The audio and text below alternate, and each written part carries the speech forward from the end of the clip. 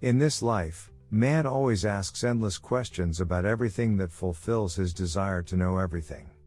Perhaps it is our nature by which we differ from other creatures that are driven by instincts and biology.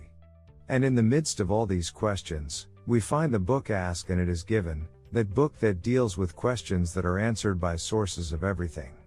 It is also a book that talks about terminologies, as it provides us with the practical way to ask about something, and then how to receive it, whatever that thing is, or how we deal with it or own it.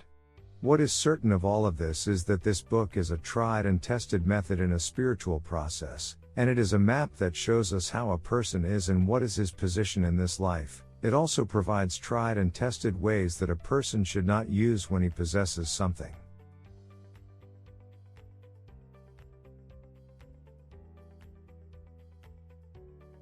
Ask and It Is Given, by Esther and Jerry Hicks. In this immaterial world that the book talks about and seeks to deliver to the reader, we do not use words, as we do not need the language. We also don't have tongues or ears to hear, but the interesting thing is, despite that, we communicate very well with each other. But what is our language if we do not use the language? Simply, the language in this world is the frequencies, and our immaterial societies or families are our purpose. More precisely, we radiate in the form of frequencies and vibrations, and others gather the same intentions. The same applies to the material world in which we live, although most of us do not pay attention to this. The author calls the collective of immaterial beings Abraham, that naturally came together with a strong intention to remind people of our physical extension by the laws of the universe that govern this world. The purpose of all of this is to remind people of this fact, and that it exists in this universe so that man can create anything delightfully. And what is certain of all this is that man is an extension of the source of energy, and therefore he is a blessed and beloved creature, and he is a continuous expression of his being according to a set of considerations, the most important of which is that man hears only what he is ready to hear. Bit to remember, man is an extension of the source of energy, and therefore he is a blessed and beloved creature. Our experiences in this life vary between rejection and acceptance of ourselves and our experiences. But if a person knows who he is, enjoys his experience, continuously develops himself to be a better person, feels complete satisfaction with everything he has achieved in his life, and is fully satisfied with what he can achieve, then he truly knows himself and his being.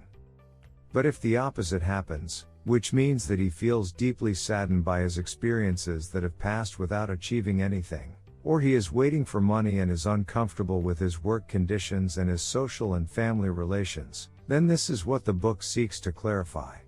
Its goal is for a person to find his way to whatever he desires. For this reason, the writer suggests that she knows this second type that we talked about. To make it easier for you to know yourself, we say, remember that there is nothing you cannot be, do or have. Love the place where you are now and the position you are in. Throw all the perceptions you had in your material world. Activate the deep knowledge within you. Relax and enjoy the quick journey of self-discovery. Bit to remember, knowing yourself is the way to discover the treasures within you. God's creation is wonderfully diverse. This is how man was created, and his world was surrounded by many secrets and wonders. Perhaps the most important thing that shows God's perfect creation is that absolute freedom is the basis of human life. What you must know is that man was born with an instinctive knowledge that he is the one who creates his reality. This knowledge is deeply rooted within the human soul, since that when a person is prevented from creativity, he feels an immediate conflict within himself. But the problem with this instinctive knowledge is that it disappears and dissolves in the society. As when this desire, which is driven from the human soul, begins to interact with the society and its requirements, it changes to become just like the image that others draw for us. But if this is the actual reality that we live in, how can we stand up for ourselves and stress that we are the ones who own our reality? Simply, we must follow these methods. Be aware of your source of power. Awaken your senses and powers of clarity, goodness and strength. Don't let someone else try to create your reality. Adhere to the eternal forces and the laws of the universe. Consider yourself a part of eternal beings in bodily form. Absolute happiness is the basis of your being. Bit to remember, man is born with the instinctive knowledge that he is the one who creates his own reality.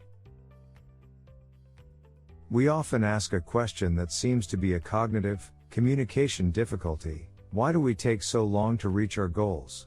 What you should pay attention to when you want to answer this question is that if you don't deserve some of the things you want to achieve, that is not only because of luck or miscalculation, but the great factor contributing to this failure lies in the fact that you are always hesitant, and that represents an obstacle that prevents you from achieving what you want, as it is not consistent with the frequency of your desire. And that is the only reason. As if you looked at this picture very well, you will be able to determine the reason of the problem. But this feeling can't be reached without the following points. Happiness is closer than you think, and it only waits for you to find it and catch it. You are a physical extension to the source of energy, and the obstacle to not considering man as an extension of energy is his focus on the material dimension. Realize what you have been inspired by the environment, live it in the best way, and create your own reality. Ask and it is given.